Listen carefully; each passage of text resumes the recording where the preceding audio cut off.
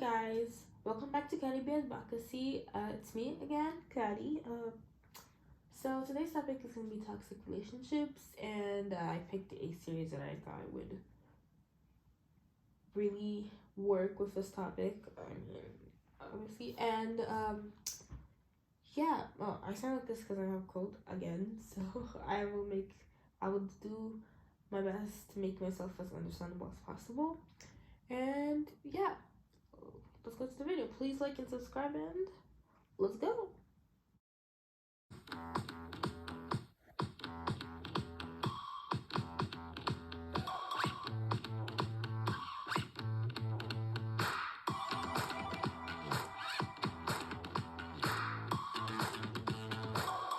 So, again, like I said, the topic today is toxic relationships, and to discuss the topic, I picked the series Heartstopper. And yes, Heartstopper is the series that just came out on Netflix like a month ago, and I started watching it, and I really loved it. And then I found out it was a book series, so then after I traveled, I bought the first 2 volumes, which I kind of regret doing now because I thought, so what am I gonna buy it for? I'm gonna take a long time to finish reading this, and I ended up finishing the first novel in an hour and 30 minutes. Well, at least I still have the second one, which I'm like halfway through, which is sad. So I'm gonna have to go buy the other two, one way or another. But yeah. So, we're gonna be talking about Ben and Charlie's relationship. And before we get into that, the summary of the series is it starts with a boy named Charlie. He's going to high school, and on his first day, he finds out he's sitting next to a rugby kid, which he doesn't seem really happy about. And the kid's name is Nick Nelson. And so yeah, he sits next to Nick in form, and like say hi, hello. It's cute. And so yeah. And it goes on, it shows Charlie's relationship with this kid named Ben at the beginning, which is very toxic. And it kind of just shows also Nick figuring out his sexuality and transitioning into him and Charlie being into a relationship. So yeah, it's very interesting. It's by Olseman, and I really loved it. So, when I was watching Heartstopper, I saw so many red flags with Ben and Charlie that I just could not. I really couldn't. So, like, when Ben first gave Charlie a kiss, like, on the beginning of the episode, I was like, oh, it's so cute. And this was in episode 1, but that was just me ignoring the toxic part of it. So, getting into that, I'm gonna talk about the red flags I saw in this, just in Charlie and Ben's relationship. So the first red flag, we hadn't even seen Ben yet, but this red flag was there. So the first red flag was at the beginning of the first episode, Charlie was texting him, and they were planning a meeting at the library. And then when it was the time of the meeting and Charlie was already there at the time, he's like, oh, hey, I'm sorry, can we meet later? No, absolutely not. I see this as a really big red flag because not only did he not have the fucking decency to say, I will not be able to meet with you earlier, he really bailed on him right on time, like when they were really already supposed to be meeting.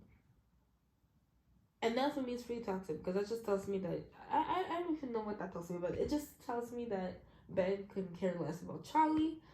So yeah, that was, because to me, bitch, please at least tell me in advance that you're not gonna meet me, and don't just tell me when you're supposed to be there and I'm waiting for you at the time. What is this?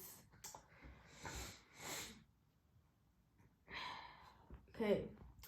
The second red flag is when Ben and Charlie first meet in the library. And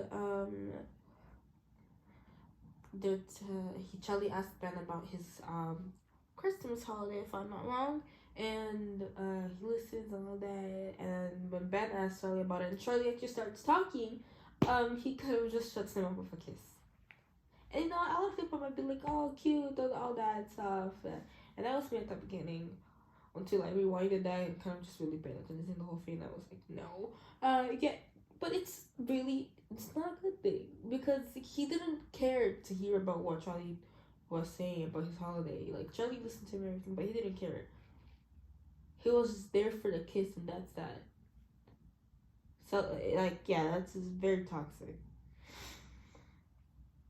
The third red flag, and one that actually really pissed me off, fairly, is when they after Ben kissed Charlie, and in the library, and they're still kissing, and then when he hears the bell, he stops kissing Charlie, and he wipes his lips. Bro. I that caught me so off guard, like you can't even imagine. I was like, excuse me, what? I reported that like about 5 times, and I was like, excuse me? What fucking disrespect is that? I wasn't even trying to I felt so disrespected by that. How, like, the way he just wiped his lips after when he heard the bell, it's like he was disgusted or something. It is just so disrespectful. Like, I can't even imagine how that made Charlie feel. I wanted to punch him in the face. I really wanted to punch him in the face. I really did. Like, that moment was really triggering for me.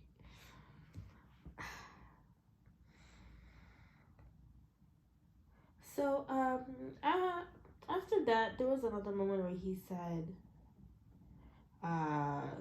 don't tell anyone about this. You know, I get it that he didn't want to come out with sexuality and all that, but I feel like the unnecessarily repeating, don't tell anyone about this, don't tell anyone about this is kind of a red flag for me, because, like, if you're not ready to be in a relationship and you just constantly don't tell anybody about this, okay, you know it's not to tell anybody, but you constantly repeating it over and over and over, I feel like it kind of makes some person feel like crap, you know? Yeah. So after that, the fourth red flag, because I don't know, that one I felt like that was a red flag for me, but I don't know, that kind of feel like it kind of depends on actually no, it does not depend on your point of view. I see it as a red flag. I don't know if other people see it like that, like I do. So yeah, the other red flag is that in the hallway when Charlie was with Nick and they were walking to math class and he saw Ben, he said hi, and Ben was like, what? And Charlie said, nothing, just hi. And then Ben went to bitch mode and said, why are you saying hi to me? I don't even know you. Well, I can't. That actually broke my heart. I was like, what? Ben, are we really over here acting like people are gonna be like, oh, he's gay if you say hi to Charlie? It's just the way he was like, were you saying hi to me? I don't know you. It is such a fucked up thing to do, because no one is gonna get straight gay just because you're talking to Charlie. And you know, just because you're keeping a relationship a secret doesn't mean you have to treat him like crap in public. You can still be friends. Like, what the hell is that? Like, what the hell is that? Oh my god. And another thing that I saw as a red flag right after that, when Ben was apologizing, was that all he did was say, I'm sorry, like, kiss Charlie. Like, to me, that is a red flag, because you're really just saying sorry for saying sorry and doing the same thing you did, and all you want to do is kiss him. Like, all you don't. I don't know if I'm explaining this right. Like, he's just saying sorry for saying sorry. Like, the only reason he wanted to see Charlie is because he wanted kiss, because you know he wasn't in doubt about the fact that he was gay, and like he only wanted to see Charlie when he felt like kissing a boy, and so he was only saying sorry because he didn't want to lose that didn't want to lose his